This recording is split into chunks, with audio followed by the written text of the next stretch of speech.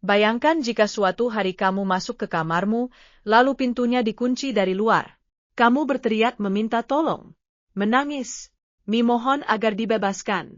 Namun tidak ada seorang pun yang datang. Sehari berlalu, seminggu berlalu, sebulan, setahun, 5 tahun, 10 tahun, 25 tahun. Inilah yang benar-benar dialami oleh seorang wanita Prancis bernama Blanche Monnier. Sebuah kisah nyata yang hingga hari ini masih dianggap sebagai salah satu kasus penyekapan paling mengerikan dalam sejarah Eropa. Pada tahun 1849, di kota Poitiers, Prancis, lahirlah seorang gadis bernama Blanche Monnier. Ia berasal dari keluarga kaya, terpandang, dan sangat dihormati masyarakat. Rumah keluarganya megah. Nama keluarganya disegani. Ibunya, Louise Monnier, dikenal sebagai wanita yang aktif dalam kegiatan sosial dan sering dipuji karena kebaikannya. Di mata masyarakat, keluarga ini tampak sempurna. Blanche tumbuh menjadi wanita yang cantik. Wajahnya anggun, tutur katanya lembut, dan kepribadiannya membuat banyak pria jatuh hati. Di usianya yang menginjak 20-an, masa depannya terlihat begitu cerah. Tak seorang pun membayangkan bahwa hidupnya akan berubah menjadi mimpi buruk yang berlangsung selama seperempat abad. Di usia sekitar 27 tahun, Blanche jatuh cinta kepada seorang pengacara bernama Victor Talmiel. Bagi Blanche, Victor adalah pria yang baik, cerdas, dan mampu membuatnya merasa dicintai. Ia ingin menikah dengannya. Namun bagi ibunya, hubungan itu adalah sebuah aib.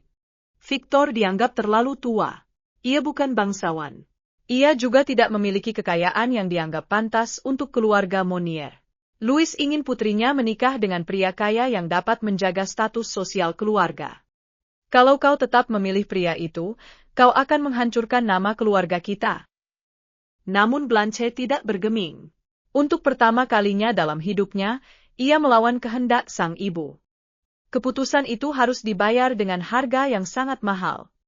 Suatu hari pada tahun 1876, Louise membawa Blanche ke sebuah kamar di lantai atas rumah mereka. Begitu Blanche masuk, pintu ditutup, kunci diputar, rantai dipasang. Awalnya Blanche mengira itu hanya ancaman sesaat. Ia mengetuk pintu, berteriak, "Lepaskan aku." Tak ada jawaban. Ia mulai menangis. Berteriak memohon. Hari berganti malam. Tak seorang pun datang membukakan pintu. Ia baru menyadari bahwa dirinya benar-benar dipenjara oleh ibu kandungnya sendiri. Louise berkata, Blanche hanya akan dibebaskan jika bersedia melupakan Victor.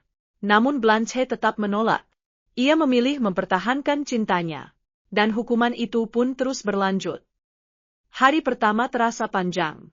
Minggu pertama terasa seperti sebulan. Lalu waktu mulai kehilangan makna. Jendela kamarnya ditutup rapat sehingga hampir tidak ada cahaya matahari yang masuk. Ruangan itu gelap, lembab dan pengap. Udara dipenuhi bau busuk. Tidak ada tempat mandi. Tidak ada pakaian bersih. Tidak ada tempat tidur yang layak. Ia tidur di atas kasur yang perlahan membusuk. Sisa makanan dilemparkan begitu saja kepadanya. Kadang roti yang sudah mengeras. Kadang potongan makanan sisa dari meja makan keluarga.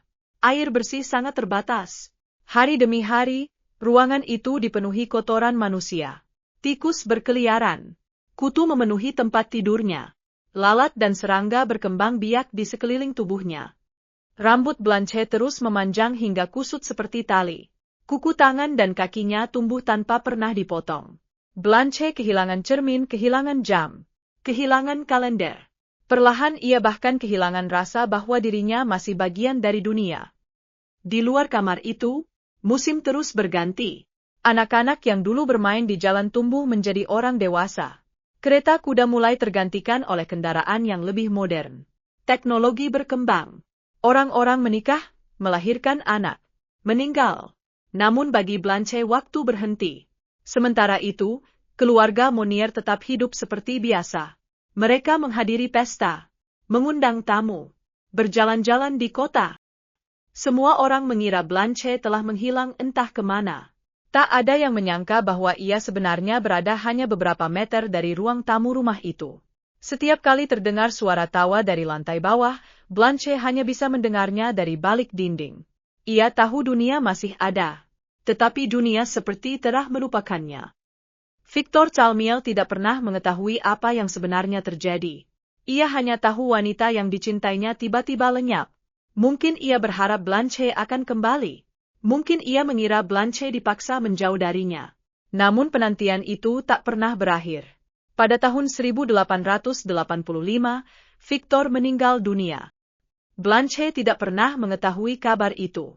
Ia kehilangan kesempatan terakhir untuk bertemu pria yang dicintainya. Tahun 1901. Sudah 25 tahun berlalu. Pada suatu hari seorang pejabat menerima sebuah surat anonim. Isi surat itu membuat siapapun yang membacanya merinding. Surat itu mengatakan bahwa di rumah keluarga Monier terdapat seorang wanita yang telah dikurung selama bertahun-tahun. Ia kelaparan dan hidup dalam kondisi yang tidak manusiawi. Awalnya surat itu terdengar mustahil. Bagaimana mungkin keluarga terpandang melakukan hal seperti itu? Namun polisi memutuskan untuk memeriksa rumah tersebut. Polisi memeriksa setiap ruangan. Tak ada yang mencurigakan. Hingga akhirnya mereka menemukan sebuah pintu loteng yang terkunci rapat. Rantai dilepas. Gembok dibuka. Begitu pintu terbuka, gelombang bau busuk yang luar biasa langsung menerjang mereka. Beberapa polisi menutup hidung. Ada yang hampir muntah. Ruangan itu begitu gelap hingga mereka harus membuka jendelanya. Saat cahaya matahari pertama masuk, mereka melihat sesuatu yang bergerak di sudut ruangan. Bukan bayangan, bukan hewan, melainkan seorang wanita. Tubuhnya tinggal kulit dan tulang. Berat badannya diperkirakan hanya sekitar 25 kilogram. Ia telanjang dan terbaring di atas kasur yang dipenuhi kotoran, sisa makanan, serta serangga. Rambutnya panjang kusut. Kulitnya pucat karena puluhan tahun tidak pernah terkena matahari. Matanya bahkan kesulitan menatap cahaya. Wanita itu adalah Blanche Monier. Saat itu usianya telah 52 tahun. 25 tahun hidupnya telah direnggut. Setelah penemuan itu, Blanche segera dibawa ke rumah sakit. Para dokter berusaha menyelamatkan tubuhnya yang rapuh. Perlahan-lahan berat badannya mulai naik.